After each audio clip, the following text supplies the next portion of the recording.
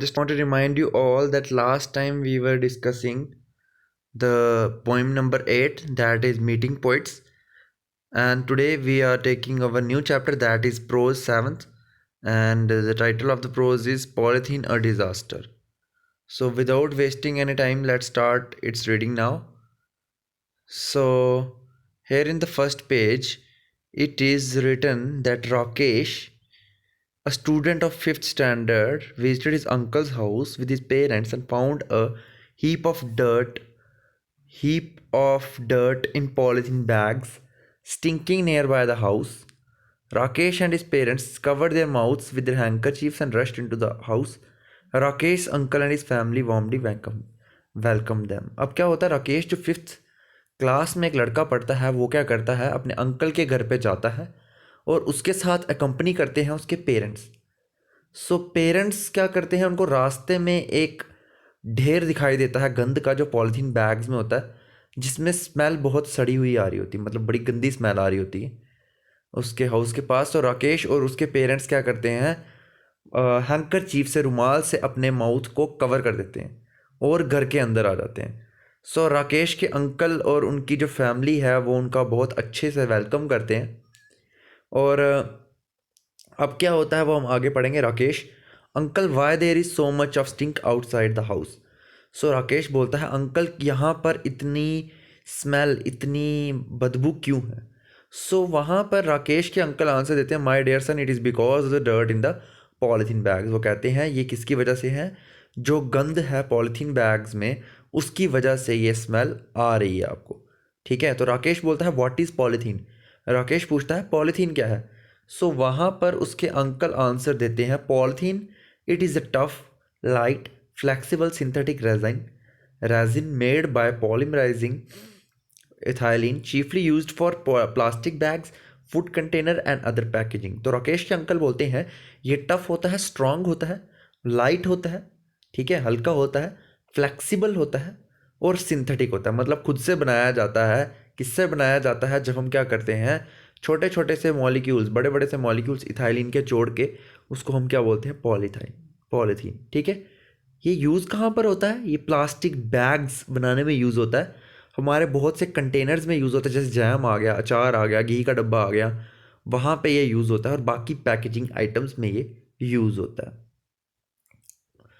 तो अब देख रहे हैं घर पे जब भी आप एंटर करते हो तो बहुत सी चीज़ें ऐसी होती हैं जो इससे बनी होती हैं. सो आप कह सकते हो कि आपके घर की कोई भी ऐसी चीज़ नहीं है जहाँ पे ये यूज़ ना हो रहा हो.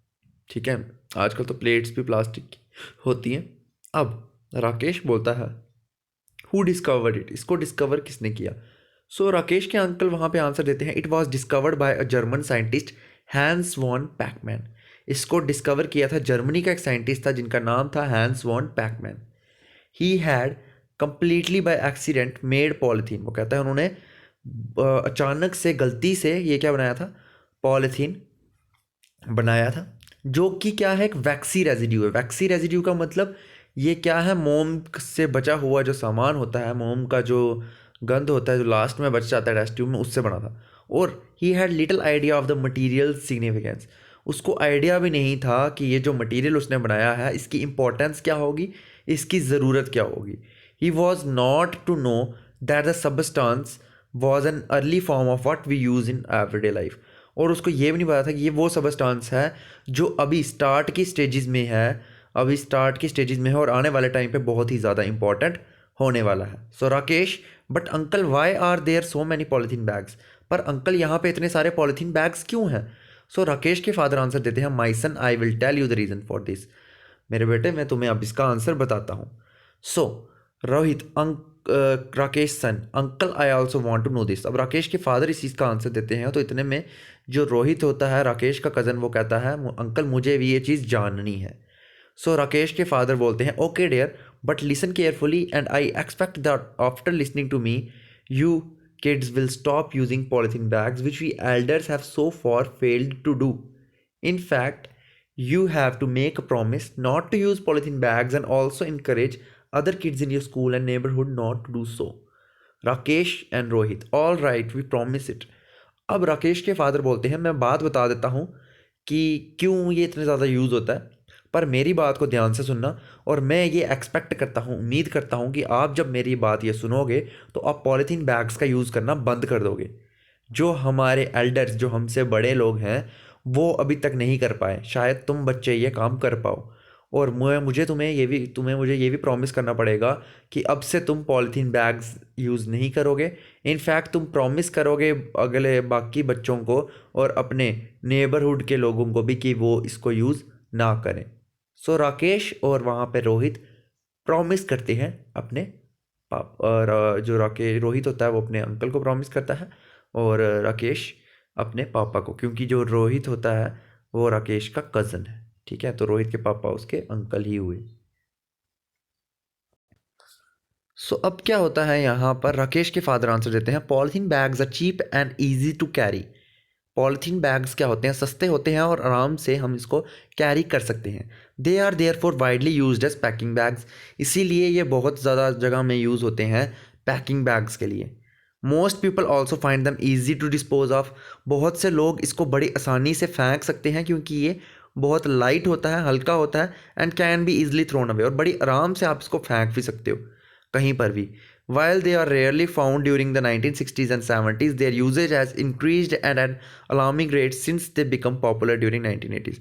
तो कहा जाता है 1960s और 1970s में इनका नाम भी नहीं था कहीं, लेकिन इनकी जो पॉपुलैरिटी थी वो बढ़ी 1980s में, और आज इतनी ज़्यादा पॉपुलैरिटी बढ़ गई है कि ये जगह जगह आपको घिरे हुए मिलते हैं, इनफैक्ट बड़े आसानी से मिल जाते हैं। और फिर राकेश के जो पापा हैं वो फर्दर आपको चीज़ बताते हैं। वो कहते हैं कि मीडिया रिपोर्ट्स के according in Srinagar it was calculated approximately 2 lakh polythene bags are used every day for purchase, storage and transport of various goods like vegetables, storage and transport of various goods like vegetables, milk products, meat, sweets, confectionery, bakery products, fruits. That is why these are so many polythene bags outside. वो कहते हैं, media report से कहती है कि रोज़ के 2 lakh polythene bags बिकते हैं श्रीनगर में। किस किस के लिए? कोई चीज़ स्टोर करनी हो, आप कोई चीज़ खरीदते हो उसके लिए, सब्ज़ी खरीद रहे हो, दूध खरीद रहे हो, दूध के प्रोडक्ट्स, दही, पनीर, कलाड़ी, ये सब चीज़ें खरीद रहे हो, मीट खरीद रहे हो, स्वीट्स खरीद रहे हो, कोई कन्फेक्शनरी आ गई, मिठाई की दुकान, वहाँ पे ये चीज़ खरीद रहे हो, बेकरी आइटम्स, हर जगह पे पॉलीथीन बैग्स आपको मिल जाते हैं। इसीलिए पॉलीथीन बैग्स क्या हैं, बहुत सारे पॉलीथीन बैग्स आपको बाहर मिलेंगे। सो रोहित बोलता है, but uncle are polythene bags not biodegradable. वो कहता है, क्या पॉलीथीन बैग्स बायोडिग्रेडेबल नहीं है? बायोडिग्रेडेबल कौन से होते हैं? वो चीज़ें जो खुद से ही सड़ जाती हैं, पड़ी पड़ी सड़ जाती हैं, उनको आप बोलते हैं बायोडिग्रेडेबल। जैसे आपने घर की सब्ज़ी रखी, रात को आपने ही खाई, बच गई, तो वो पड़ी रहेगी तो अपने आप भी सड़ जाएगी। तो वही रोहित बोलता है, क्या ये अपने आप नहीं सड़ती हैं? सो राकेश के फादर बोलते हैं, no my child, they are non biodegradable. ये नॉन बायोडिग्रेडेबल है, खुद से नहीं सड़ती हैं। In fact they do not decay on the, ये खुद से नहीं सड़ेंगी। We can not even burn them as burning produce immense air pollution. कहता है, हम इनको जला भी नहीं सकते क्योंकि अगर हम इनको जलाएंगे तो बहुत ही ज़्यादा एयर पोल्यूशन क्रिएट होगा। रोहित बोलता है, uncle what are its harmful effects, अब इसके क्या क्या नुकसान होते हैं? सो राकेश के पापा बोलते हैं, polythene has many harmful effects, इसके बहुत सारे नुकसान हैं। It is the cause of disease like malaria, cholera, it also increases the infertility of soil. वो कहते हैं इससे बहुत सी बीमारियाँ फैलती हैं, जैसे मलेरिया आ गया, कॉलरा आ गया, उसके साथ साथ ये सॉइल की इनफर्टिलिटी, सॉइल को बंजर भी बनाता है। Besides it play a major role in the blockage of water system like sewerage and water pipes, causing floods during moderate और हैवी रेनफॉल। वो कहते हैं ये बहुत ही ज़्यादा क्या करता है, सीवरेज जो हमारे घर की गंदगी होती है उसको भी ब्लॉक करता है, हमारी नालियों को ब्लॉक करता है, हमारी वाटर पाइप्स को ब्लॉक करता है, जिसकी वजह से थोड़ी सी बारिश हो या तेज़ बारिश हो, मतलब मीडियम बारिश होगी या तेज़ बारिश होगी, उसकी वजह से फ्लड्स आते हैं। जो आप देख रहे हो फ्लड्स मैक्सिमम मुंबई में आते हैं, और अब तो खैर हर कंट्री में, हर स्टेट में ही ऑलमोस्ट फ्लड आ रहे हैं, तो मैक्सिमम रीज़न यही है। ठीक है, as we can easily see that rivers, lakes and small streams have been dumping sites of polythene bags. It has become the cause of several problems for plants and animals living in and under water. वो कह रहे हैं जैसे आजकल लोगों ने dumping site बना दी है, अपने घर का जितना भी गंद होता है वो कहाँ फेंकते हैं?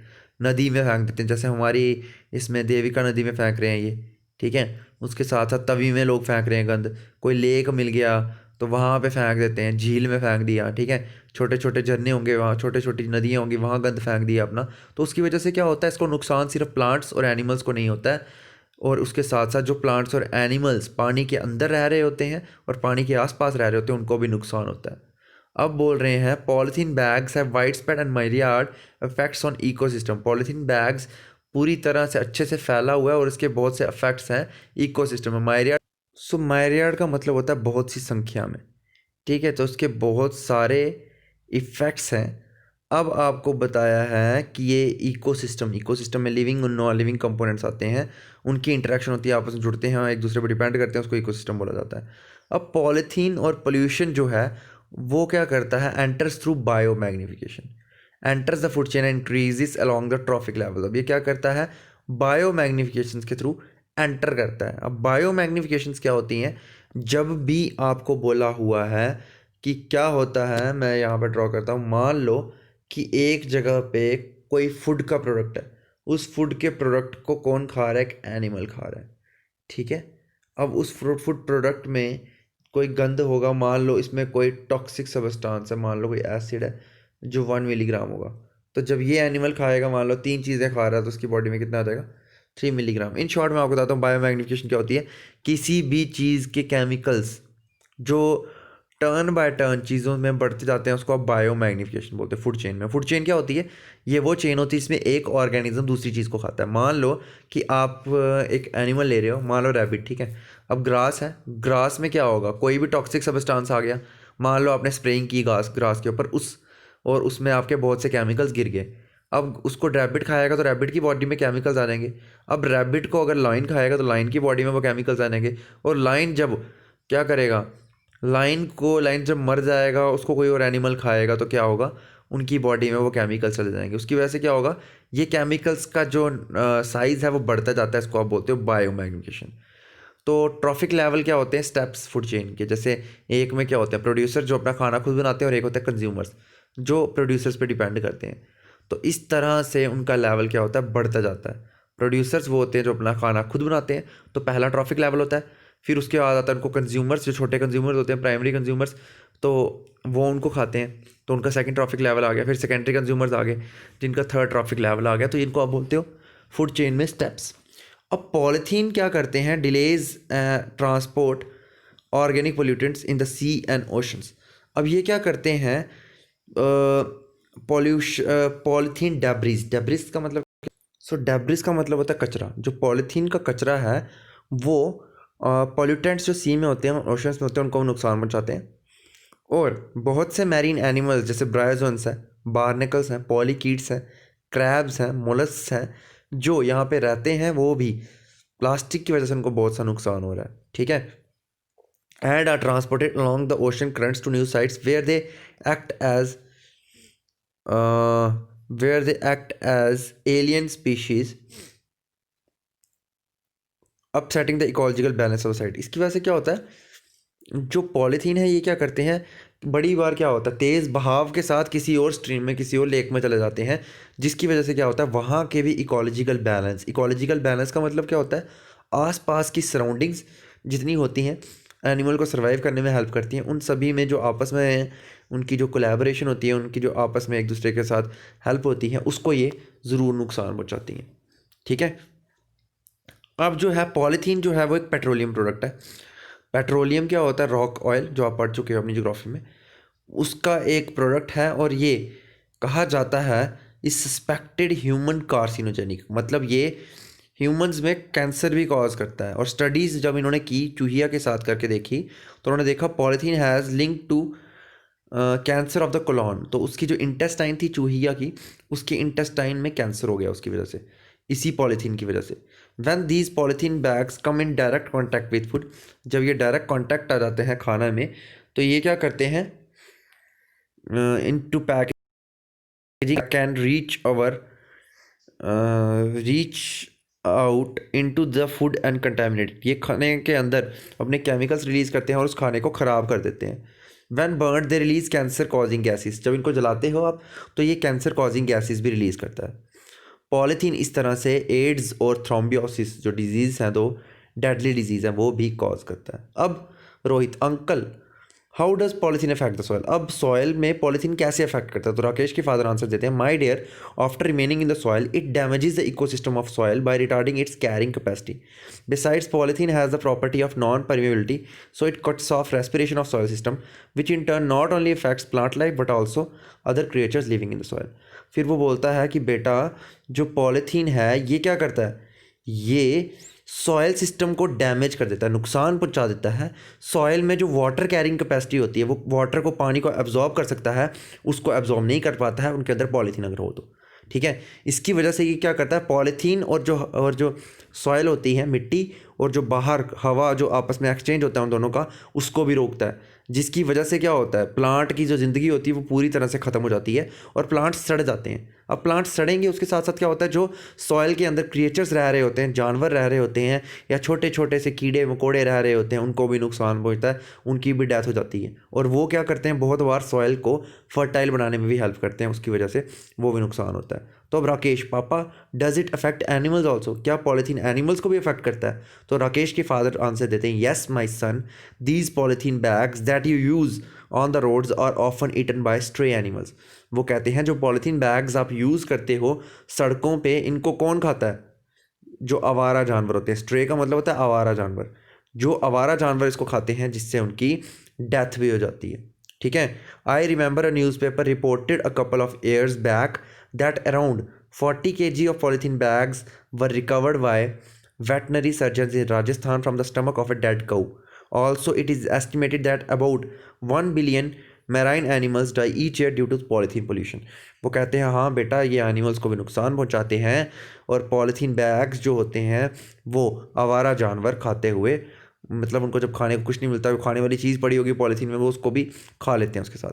फिर वो कहता है, मुझे एक चीज़ का इंसिडेंट याद आ रहा है. कुछ सालों पहले मैंने सुना था कि एक मतलब 40 किलो पॉलीथीन बैग्स एक जो मरी हुई गाय थी उसके पेट से मिला. किसको मिला? राजस्थान के सर्जन्स को. और वो सर्जन्स थे वेटनरी सर्जन्स, जो एनिमल्स की क्या करते हैं, एनिमल्स का ध्यान रखते हैं. एनिमल्स के जो डॉक्टर होते हैं, उन्हीं का सर्जन था जो, उसने देखा कि जो गऊ मर चुकी है उसके पेट में से, उसके स्टमक में से 40 किलो पॉलीथीन बैग्स निकले. और ये भी एस्टिमेट किया जाता है कि 1 बिलियन मैराइन एनिमल्स रोज़ हर साल पॉलीथीन पोल्यूशन की वजह से मरते हैं. अब Rakesh, why doesn't the government ban its use, Rakesh बोलता है गवर्नमेंट क्यों नहीं इसको बैन करती? तो वहाँ पे राकेश के फादर आंसर देते हैं, the government of several countries have already band it's use. बहुत सी कंट्रीज़ की गवर्नमेंट है जिसने ऑलरेडी इसको बैन कर चुके हैं. वो गवर्नमेंट ऑफ जम्मू कश्मीर भी एक लॉ बना चुकी है जिसका नाम है वाइड SRO 182, जिसकी डेट है 18/6/2008, जिसके according by which its used has been banned within the territorial limits of the state. मतलब जो जम्मू कश्मीर की जो बाउंड्री है उसके अंदर, मतलब जम्मू कश्मीर के अंदर पॉलीथीन बैग्स का यूज़ क्या हो गया है, बंद हो चुका है. ठीक है, but it is a responsibility of people also to completely avoid this use so that we can save ourselves and our posterity from harmful effects of polythene. और वो कहते हैं ये रिस्पॉन्सिबिलिटी सिर्फ गवर्नमेंट की नहीं है, लोगों की भी है कि लोग क्या करें, पूरी तरह से इसका यूज़ बंद कर दें और हमें इसके हार्मफुल इफेक्ट्स से बचाएं. ठीक है, क्योंकि पॉलीथीन बैग्स का हम कम यूज़ करेंगे तो नुकसान नहीं, फ़ायदे ही होंगे हमें. ठीक है, सो यहाँ पे एक वर्ड है पॉस्टेरिटी, मैं इसका मीनिंग आपको बता देता हूँ. पॉस्टेरिटी का मतलब होता है हमारे आने वाली पीढ़ी. तो इस तरीके से हम अपनी आने वाली जनरेशन को भी पॉलीथीन के इफेक्ट्स से बचा सकते हैं. सो आई होप आपको यहाँ पे आपके प्रोज ख़त्म हो गया ये. आई होप आपको टॉपिक अच्छा समझ आया होगा. And if still you have any kind of doubt then you can ask me in the group. So thanks and have a nice day class.